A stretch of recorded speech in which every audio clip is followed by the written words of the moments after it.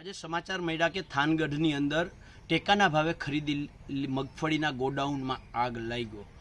આગ લાગવી, ટેકાના ભાવે ખરીદેલી મગફળીમાં આગ લાગવી અને એ ગુજરાતમાં આગ લાગવી, આ કોઈ નવી વાત નથી. એટલા માટે નવી વાત નથી કે અગાઉના જે અનુભવો છે, જે કૌભાંડકારીઓ છે, જેણે મગફળી કૌભાંડ કર્યા છે, એ લોકોને ખોટા રિપોર્ટો તૈયાર કરી અને બચાવી લેવામાં આવ્યા છે. પણ અહીંયા આજે મારો સૌથી મોટો સવાલ એ છે કે એફસીઆઈના ગોડાઉન આઝાદીથી લઈને અત્યાર સુધીમાં કેમ ક્યારેય આગ ના લાગી? આજે આમાં જો સરકારે સાચી તપાસ કરવી હોય તો કઈ કઈ સહકારી મંડળીઓએ આમાં મગફળી નાખી હતી, કેટલા કેટલા મણ કે મેટ્રિક ટન નાખી હતી, આ સહકારી મંડળીઓના માલિકો કોણ હતા, આ ગોડાઉનમાં જ્યાં મગફળી નાખવામાં આવી છે એ ગોડાઉનનો માલિક કોણ હતો, ત્યાં કેટલી ટોટલ મગફળી આવી હતી અને એની સામે કેટલી સળગી ગઈ છે અને કેટલી બચી ગઈ છે.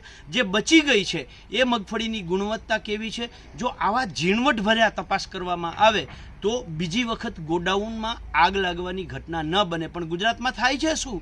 તાકે અગાઉ ગોડાઉનમાં આગ લાગી એનું એક ઉદાહરણ સાથે કહું. ગોંડલમાં જે આગ લાગી બારદાનની અંદર, તો એમાં રિપોર્ટ એ આવ્યો કે ત્યાં ઇલેક્ટ્રિક શોર્ટ સર્કિટના કારણે આગ લાગી હતી, જ્યારે વાસ્તવિકતા એ હતી કે ગોડાઉન પાસે પીજીવીસીએલનું ઇલેક્ટ્રિક કનેક્શન જ નહોતું. તો કનેક્શન ન હોય તો આગ કેવી રીતે લાગે? પણ આ બચાવનો એક તરીકો હતો.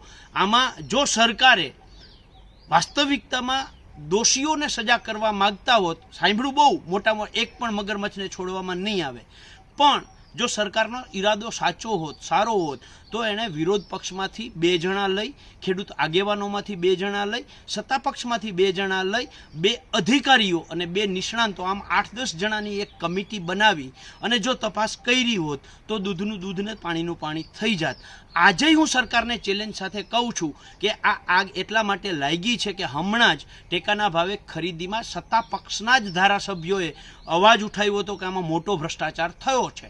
આ મોટા ભ્રષ્ટાચાર જે થયો છે એને બચાવવા માટે આગ લાગી છે. જો સરકાર દૂધને દૂધ અને પાણીનું પાણી ઈચ્છતી હોય તો મેં કહ્યું એવી કમિટી બનાવી અને સરકાર તપાસ કરે તો વાસ્તવિકતા સામે આવશે.